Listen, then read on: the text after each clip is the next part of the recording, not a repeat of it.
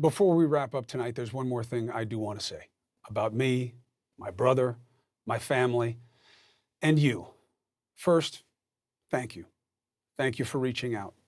I appreciate the concern and the support. I really do. My brother, as you know, resigned as governor of New York and will be stepping down next week.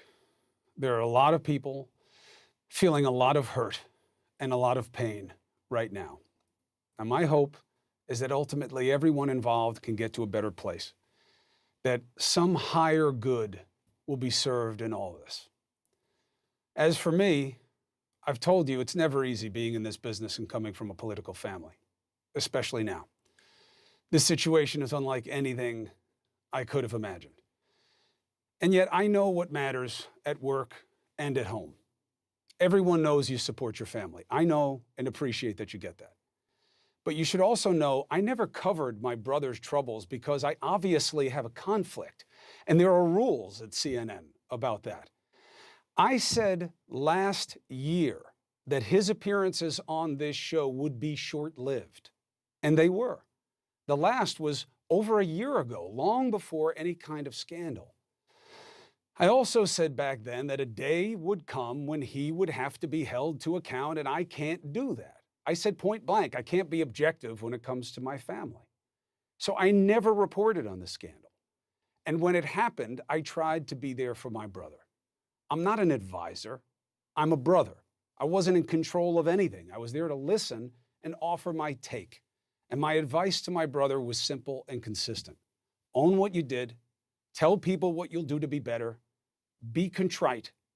And finally, accept that it doesn't matter what you intended. What matters is how your actions and words were perceived. And yes, while it was something I never imagined ever having to do, I did urge my brother to resign when the time came. There are stories and critics saying all kinds of things about me, many unsupported. But know this, my position has never changed. I never misled anyone about the information I was delivering or not delivering on this program.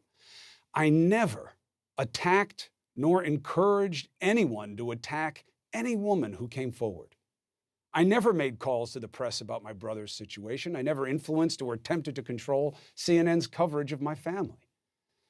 And as you know, back in May, when I was told to no longer communicate with my brother's aides in any group meetings, I acknowledged it was a mistake. I apologized to my colleagues, and I stopped, and I meant it.